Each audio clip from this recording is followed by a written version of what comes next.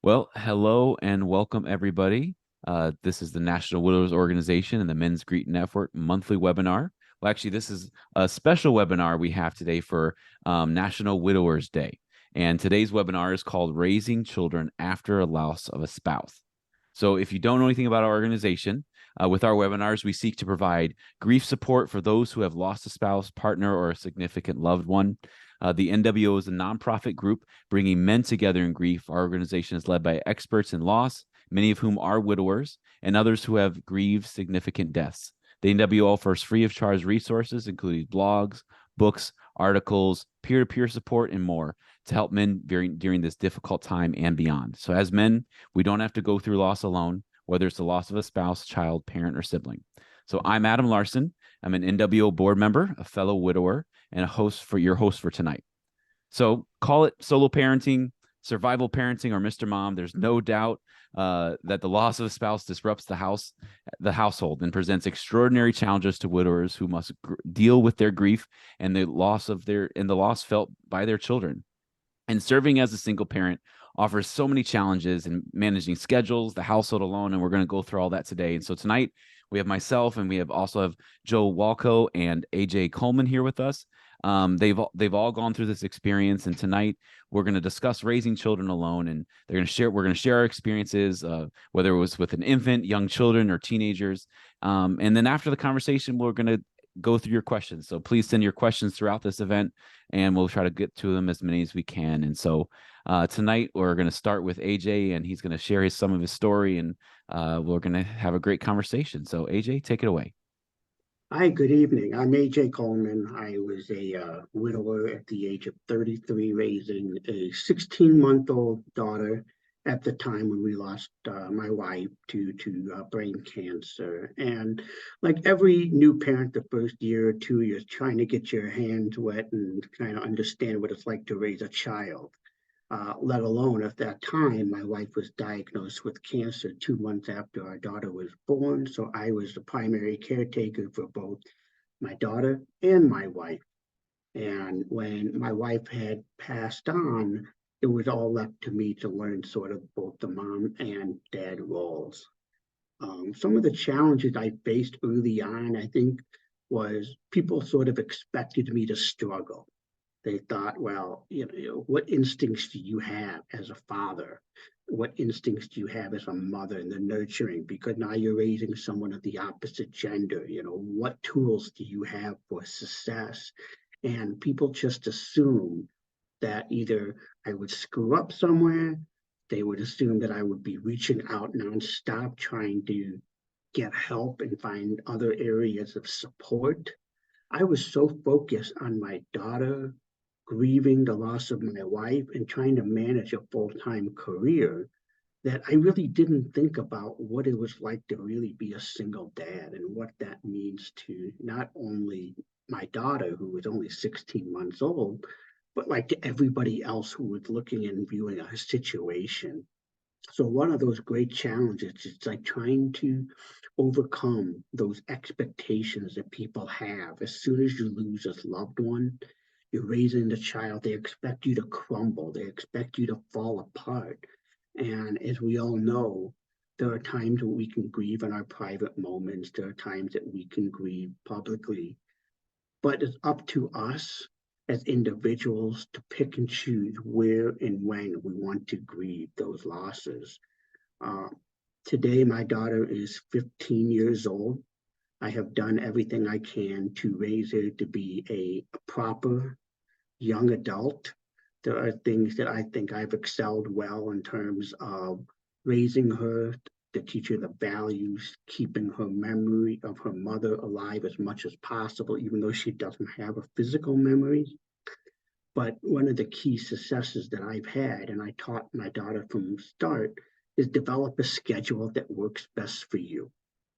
Everybody's going to chime in with their own opinions and their own thoughts on how you should raise your children, how you should structure your day. In the end, that might be well and good for them, but it may not make sense for you because of all the challenges that you do face as a single parent. I kept the bedtime routine in place, the nap schedule. If she was going to take a nap at 1 o'clock in the afternoon to 3, I didn't suddenly arrange to run errands or a play date during that time. I made sure that she kept that schedule because not only was it helpful for her, but it was helpful for me to get things done in my career, in things around the house and paying bills, but also taking that time for myself for those hour, 2 hours. And as time went by, as my daughter grew, we formed a really special connection. It's a special bond. I can't tell you how many times I've had to sit in the nail salon with her, but more in the back, in the front, breathing in some of those fumes, but it got to the point where she was missing some of that nurturing of the female and mom type. And as we developed our relationship, she started feeling more comfortable talking to me about what she wanted. And as a single parent, it's really important to understand and listen to our children. They know a lot more than we think they know, but also how we set the bar high from the beginning is how they'll grow and mature later on. And I am a firm believer is how we handle grief, raising our children. When kids get older, you hear about kids that just never got into the right footing in life. It's part of it because the parent never got their footing. And as a single parent, we have to navigate so many different challenges, so many different obstacles that most people don't even think about. Somebody once asked me, what's it like being a single dad? I said, what's it like having a spouse that helps out? I don't know what that looks like. They don't know what it looks like. But the key things are what I would say is most important is find the time for your children. No matter how busy, no matter how tired you are, always embrace those moments together. Because one day they're going to grow up and you're going to look back and you're going to wish that they would have that moment. At 15 years old, my daughter's sophomore year in high school, I'm still tucking her into bed every single night because that's what she wants. There are days I'm tired. There are days where I'm just working and got other things going on, but it's easy for me to say no. But how many other parents in that same situation would love to have that opportunity? And that's what I think about each and every night that I put her to bed when I'm too tired. And a lot of times when you go in those nurturing moments, that's when you really engage in conversation with your children. Understand and make them feel that they're the only ones that matter to you, higher than work, higher than everything. I only have one child. Other gentlemen here have multiple children, and they can certainly go in more detail on how to find that balance. But I would say the key takeaways when you go through single parenting, grieving the loss, is you have to find a balance of when to that grieving point should be and staying strong. It is okay to share with your children how you're feeling. It is okay to express emotion, but don't make it a habit every single day. They're looking to you to lead. They're looking for you to guide them through their own challenges and their own struggles of having the loss of their own. But stay within your own marathon race. People are going to tell you what to do, how to do it, when to do it, and all that other stuff. Great.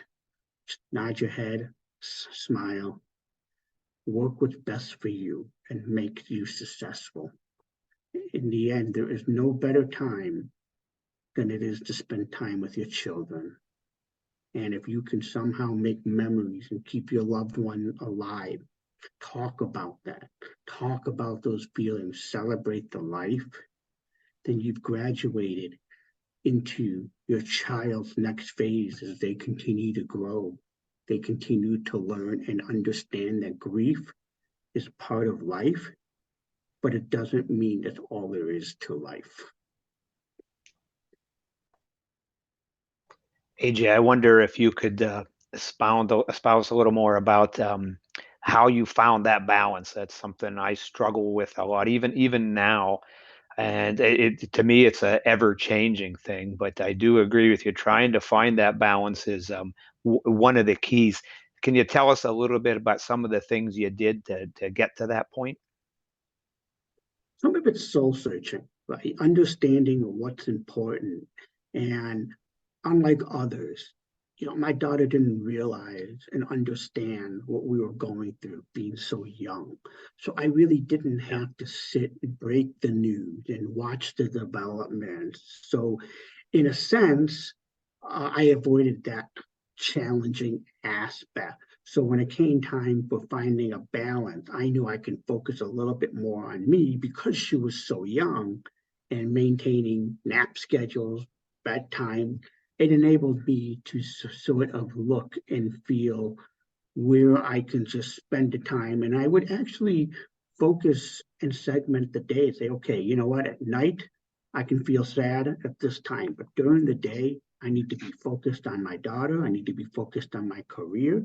And I need to be focused overall to ensure that anybody who's looking at me that thinks that I'm going to fall apart and fail, that they don't see that. So I tried to dedicate certain things, and a lot of it based on your personality, your values, and how you are and what situation you're in. Somebody like yourself and Adam might have older children that they don't have that freedom and just say, okay, well, I've got 2 hours here, 4 hours there. So I kind of avoided that one, but I also knew I had to set up certain time parameters on when it's okay. And as each day went by, the pain, even though it got a little bit better, I started realizing I have an opportunity in front of me to celebrate the life. And I chose early on to celebrate my wife's life and not mourn the loss because she's everywhere. And if you think about it, every time you're going to go do something for your kid, give them that extra ice cream before bed, you get this little jab in your stomach. It's like, where did that come from? I know that was my wife probably saying, hey, dummy, you don't feed a kid before bedtime and ice cream because you're never going to get them to bed. So, certain beliefs I had as well helped me with that balance. What about you, Joe? How have you learned with that balance? So, it's just a brief introduction here. My name is Joe Walk. I'm coming to you tonight from outside of Pittsburgh, PA, and like Adam, I'm also a member of the National Widow Organization Board. Just some background. My wife died 11 years ago. She had breast cancer, and it was not. It was only a 4-year illness, but it kind of snuck up on us at the end. So I did have some time to prepare, but it still comes at you as a shock, right? And my children were 9 and 12 at the time that my wife passed. And kind of ironic, I was just this week at the same exact funeral home where my wife was laid out 11 years ago, and I was there for a friend's mother who passed away. But walking back into that place, and I knew I had this talk coming up. Boy, it brought me right back to the time when we were at that funeral home. And what struck me the most on that day was the difference between my two children. So uh, the 12-year-old, he was beginning to dawn on him that something had gone terribly wrong, and seeing all these people gather, and he had some understanding of, boy, this is pretty a big thing in my life. But the 9-year-old, he was a 9-year-old, and he was completely befuddled with what was going on, and didn't really understand, what was happening. Why we were there, and the fact that mom wasn't coming back quite yet, even though he at least gave the right words to these things. You could tell it wasn't quite setting in. And in that setting, all the kids gathered around, and they were playing like kids do at 9 years old. And but then in the days and the weeks that followed, you start to come to grips with this. And back to your balance question and what you were talking about, AJ. it took me a long time to find this. My wife was a full-time mom. She had not worked for probably the last probably 10 years, and it was a full-time caretaker of the children. And I didn't know where the laundry room was. I didn't realize that the grocery stores sold anything besides diapers and milk, because that's the only thing I ever bought. I never went full-time shopping with a full cart and all that. And unfortunately for me at this time, my company was going through a merger too, and they were actively trying to get rid of people, and we were on the receiving end of that merger. So we were the people that they were trying to push out.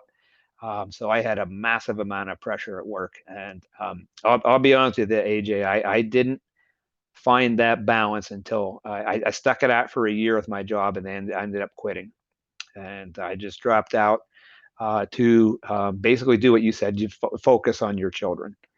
And I really tried. I tried every trick in the book to, get to that point where I could juggle career, my grief, and most importantly, my kids' grief. And it did not come easy, and it took a major reprioritization of my life to get to that point. And I don't regret it at this point. My boys both tell me that it was the right thing to do, to be there for them, especially in the vulnerable teenage years. And even though I was there, they're still teenagers, and they're teenage boys too. And we've been through the whole gamut of what trouble teenage boys can get into it. But when I first went through this, realizing that I was going to have to face this on my own, it scared the crap out of me. And I just was not prepared for that. But turns out there were some resources that were available to me, and hopefully there's resources available to anyone that's going through this. You have to sometimes dig to find them. I was lucky enough to have my wife in a wonderful hospice program towards the end of her life. And after she passed, they told me that they offered counseling. And not only did they have a place where I could go for young widowers and widowers and widows, but they also offered counseling for children too. And the therapist actually came to my house twice, actually, and sat down, talked to both of my kids individually, talked to me individually. Just a huge asset to me. And what I learned through this that I didn't understand was that children process grief differently depending on where they are in their development. And my kids were at two very different stages. And I always, I didn't think 3 years was that big of a deal, but it actually really is, especially between, the 9 and the 12-year-old. By the time you hit puberty and start going through some of those big changes, that's a whole different ball game than when you're not quite there yet. So he provided me with a lot of books, a lot of resources, and a helpline to call. And that was a game changer for me. And I'm gonna continue with this theme now, because this is the main gist of what I'm going to get across in the first part of what I talk about, is the fact that you have to be cognizant of where your children are developing as they're processing their grief. And you're doing this while you're trying to process your own grief at the same time, which, as we all know, is completely bewildering to us. So you take that and put on a kid's hat. Wow, how are they dealing with it? It did seem a little overwhelming at first, and I'm going to fall back on another anecdote from my past also to compare and contrast. So my dad actually died when I was 15. And I had a sister at the time who was 13, and then I had two younger sisters who were, I think, 3 and 1. So the 3 and the 1-year-olds, much closer to like what you experienced, AJ. But then there was myself at 15 and my sister at 13. And there was no therapy back then.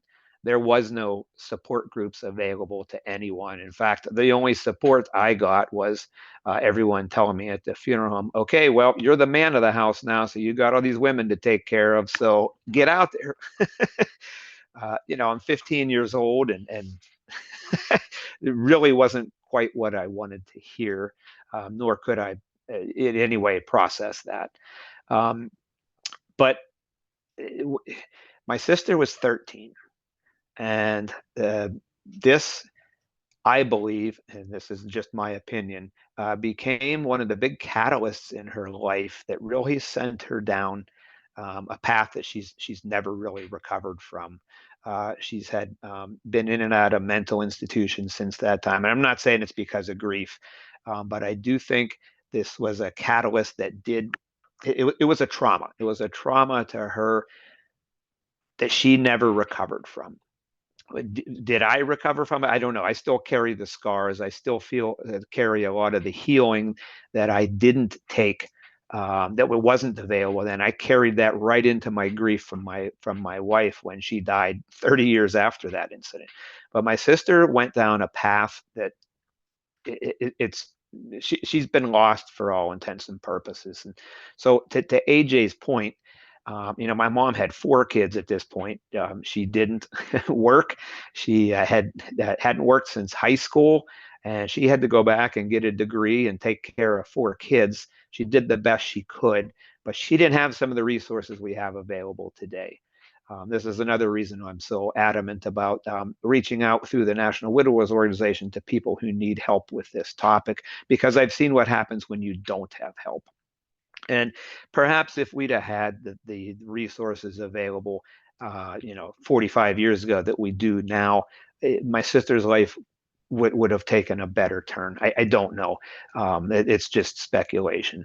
But what I do know is that this therapist absolutely did help me and my children, mostly in my recognition of what I needed to do differently for my kids.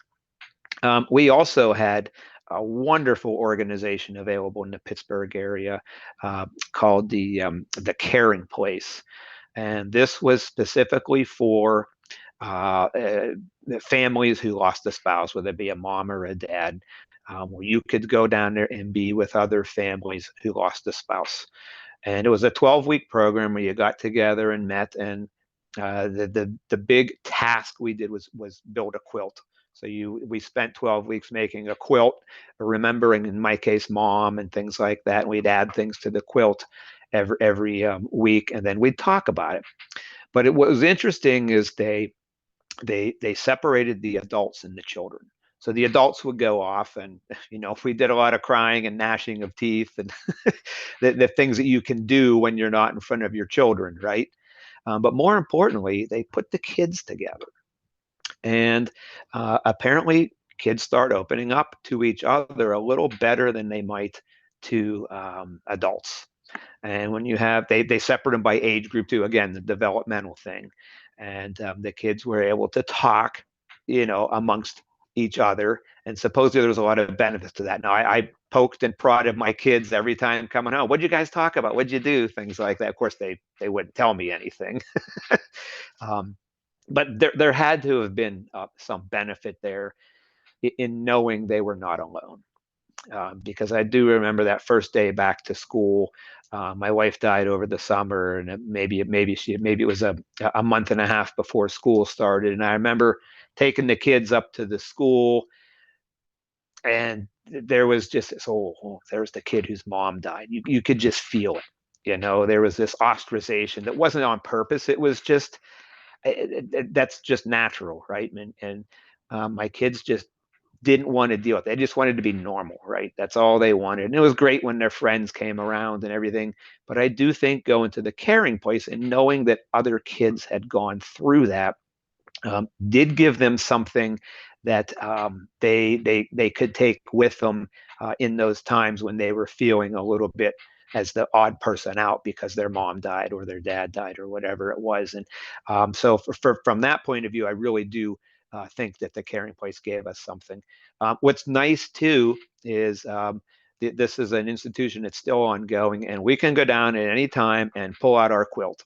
And we were with 12 other families, I think, that went through it. And we took all 12 individual squares and made them into one giant quilt. And just the showing of the community, and the showing of that you're not alone, and the recognition that every year you can get down and do this, and they have a ceremony every year, a ceremony of remembrance and everything, just to allow that memory to continue. AJ, you talked about keeping your wife's memory alive, and you've got a tall challenge there. I mean, your daughter never is gonna that probably will never remember your wife and her mom. And my two younger sisters are like that, right? So they have to rely on the stories, they have to rely on the relatives, they have to rely on what you're doing. So I commend you for that. That's a great thing to do. I actually wrote a book for my kids, and I set this aside for them to remember what what happened at that time, what it was like for them, because you block these things out, right? I'm going to go back full circle to being at that funeral home again 2 weeks ago. That brought it all back, and so many things I had forgotten. And I think kids bury even more than adults. I know that was certainly my experience. And again, I'm going to stress this again too. I couldn't start to grieve my wife until I finished grieving, maybe even started grieving my father. Ironically, they're in the same cemetery. So when I was up there visiting one, I'd stop and visit the other. And the things you bury as a 15-year-old, they're still there. And how do you get these young children to bring that to the forefront, especially when you probably don't have the patience, and you probably don't have the time to do what you'd like to do as a single parent? And you can get out and find some of these resources and put that effort into it. It truly will pay off. But as AJ said, back to this balance thing, I just couldn't do it, trying to keep 100 balls in the air between work, career, and raising children. And it started going downhill for this little family of three men. And I was able to actually recognize that through some events that weren't my proudest moments. And I was able to then at least get to that point where I was again able to ask for help. And that's another thing that I don't think men are the greatest at doing either, asking for help. I certainly am not. I will try my darndest to do it myself until I know I can't. I do hope we can change that through some of the resources we're offering between the Men's Grief Network and the National Widowers Organization. But you still have to make that first call. You still got to join that first webinar. You still got to reach out to a forum like this and get your questions that are out there. And I'll stop here so we can go on to some of your experiences, Adam. Unless we want to get to, looks like we have a question in the Q&A right now. Yeah, we do have a question. So I'll ask it, and we can maybe give some experience with it. But maybe before we get to that, I wanted to share a couple of things, because you guys have been sharing some really great stuff. But going back to balance, for me, for my kids, it was about 6 years ago, and I had kids between the ages of 3 and 11 at the time. And so, talking what Joe, you were just saying, everybody was at a very different stage developmentally, and each one remembers things differently. And as they've gotten older, these 6 years, it's interesting how their grief has come out in different ways and at different times, because at the time I really focused on, hey, I need to make sure I'm working on me so that I can be present for them when they have their moments of grief. And that was what my focus was. And it was a very interesting thing, because, I'm trying to work, I'm trying to be mom and dad at the same time, and I'm trying to comfort them when they need to be comforted. And it was a very difficult thing, because you feel this constant pressure. And, AJ, what you said about having the routines was very important. hey, this is the time we go to bed, this is the time we eat, let's make sure we're continuing to do those things. But it was definitely different because there was this empty spot missing, and in my case, my wife died very suddenly. So there was no hospice, there was no, hey, we're working up to this moment. It was like she was there when they went to bed, and the next morning she wasn't, and so it was it going home and having to tell them the next morning, hey, your mom's not here anymore, was probably harder than her dying the night before almost. That you can't really equate either one of those things, but having to walk through that with them and watch them kind of realize, the youngest, who was 3 at the time, he understood that she wasn't there, but he didn't understand it. And it wasn't until later that he started to kind of finally grasp that. He'll, even years later now, he'll just randomly start crying and say, hey, I miss her. And the other kids can kind of be cynical now because they're teenagers, and they're like, well, you don't remember her. And I'm like, no, don't say that. He remembers her in his own way. Yeah. And so that was kind of and it was an interesting balance trying to find that, and having to, because teenagers can be quite cynical, and they and trying to balance them and remember, hey, like, it's okay to grieve in different ways. And my oldest is like, hey, I've got my college essay already written because I lost the mom at least as a young kid, so that's my college essay. So she's turning it into something that can be positive in that way. So it's an interesting, how we all were at different moments in our lives when these things happen, but each person goes through it differently. Like, at the time, when my oldest, got her first period, it was like, well, I don't really know what that's like, but here, let's get your aunt on the phone, and she can talk you through it, and just to make sure you're comfortable, and being able to find, how important it is to have community. And it's kind of hard to have community sometimes if you don't have a group. Like, there was no group. I wish I had the CARES group like you did, Joe. Like, that would have been amazing to have that experience and Yeah. come together with folks, but we didn't have that. So I had to rely on friends and family to try to find that community. So it's an interesting balance as we all kind of do that. And I wanted to share that because the question from the audience member was, at what point the young children come to understand the loss of a mother and the impact in that life. And how do you handle it as a parent? So from my experience, they kind of understood it, but they continue to understand it as they get older and they become more mature. They understand different aspects of that. What I've kind of watched them as they've gotten older, how they react to different things, how they reacted to new experiences. A lot of that comes through the lens of the grief that they have dealt with and they're continuing to deal with. I don't think that grief ever really ends. Honestly, that's my opinion. I don't think it ever really ends. You just experience different moments of it, and it hits you when you're least expect it. And so I wanted to know if you guys wanted to share your thoughts on that. Boy, this reminds me of something I didn't forget, but like you said, you kind of bury these things. I had to face this in directly head on while my wife was dying, and the hospice folks told me it's probably going to be, a couple hours, maybe no more than a day. And the first challenge I had to face as getting to my children to understand what loss really means is, do I bring them out to be here to watch their mother die? And we were all gathered around my wife's bed, all her brothers and sisters, and my brothers and sisters, and all the parents that were still alive. We were all gathered around there, and I asked everyone individually, what should I do? Should I bring my boys out to tell their mom goodbye? And no one would answer. Everyone just looked down when I went to them, and it was right then and there I realized this is how it's going to be. I'm a single dad. I have to make these decisions, the hardest decisions in life. I have to make them on my own.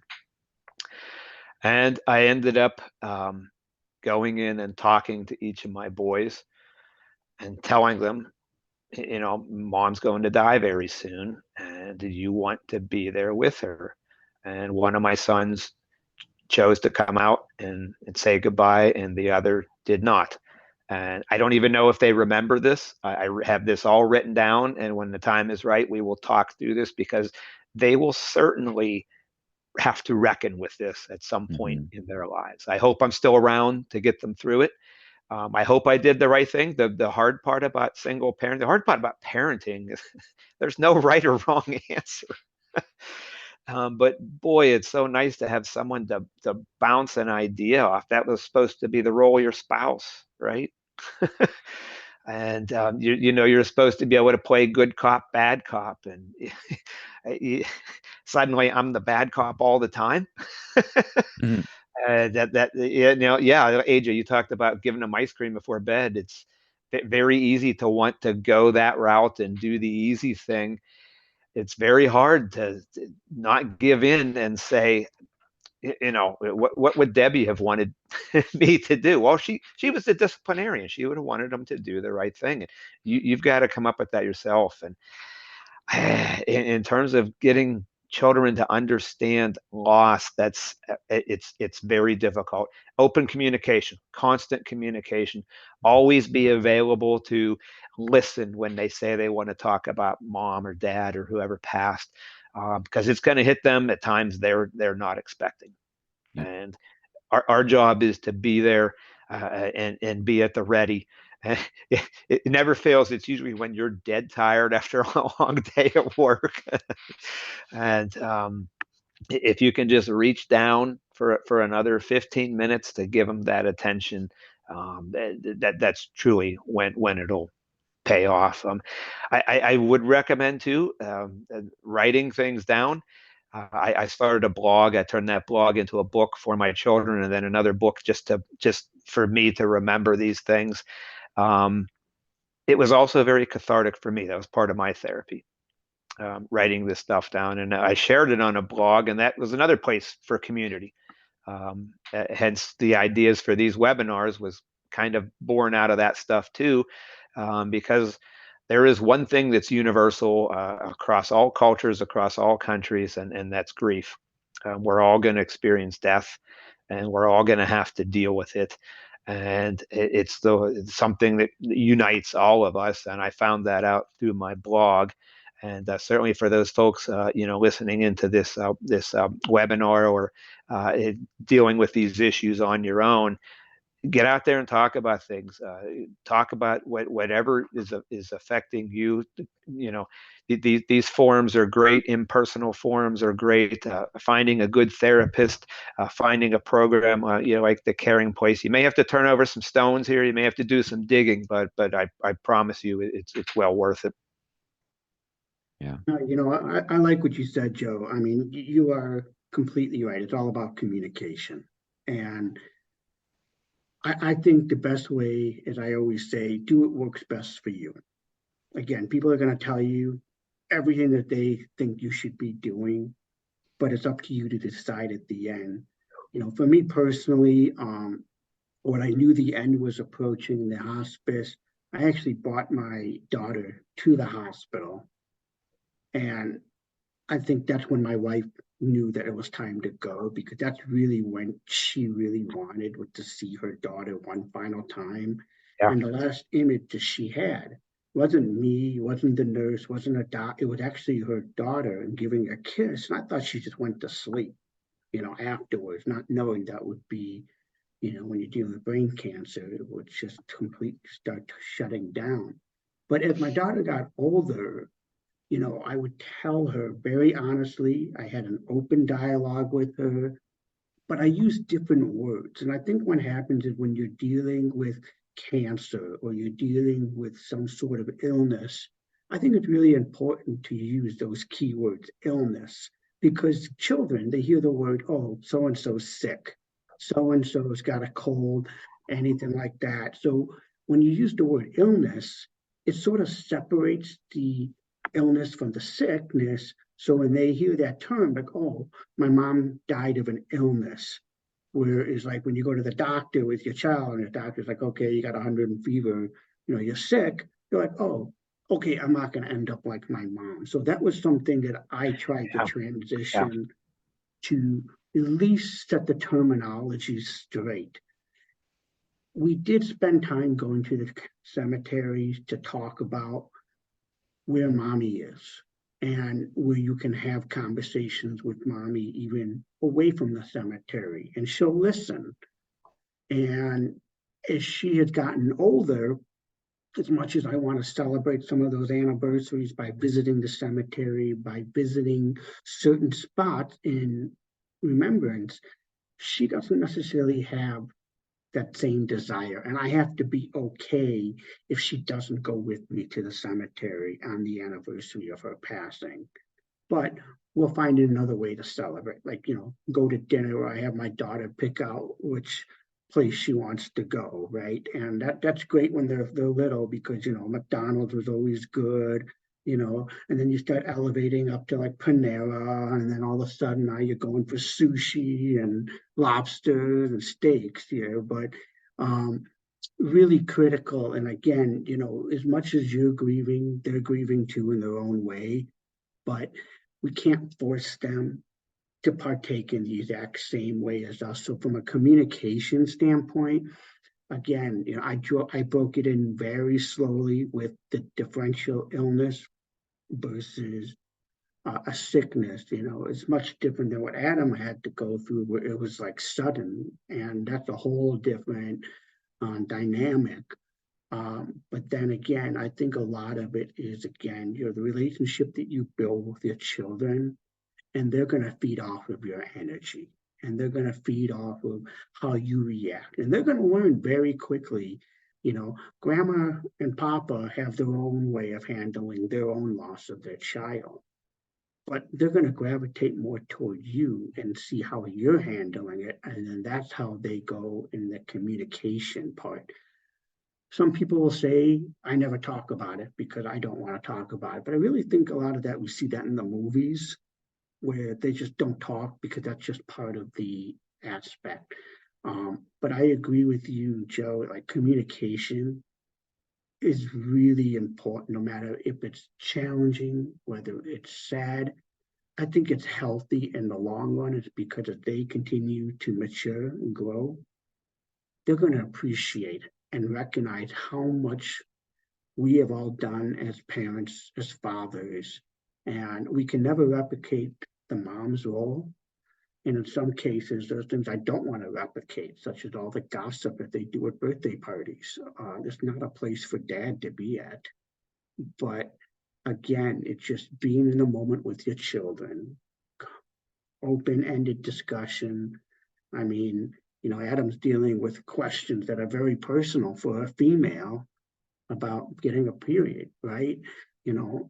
I'm getting questions about certain parts of the body that's developing, and what does that mean? And I don't know what that means. But when we communicate, we're sharing knowledge, and we laugh about it, because sometimes I have no freaking clue what it is I'm talking about.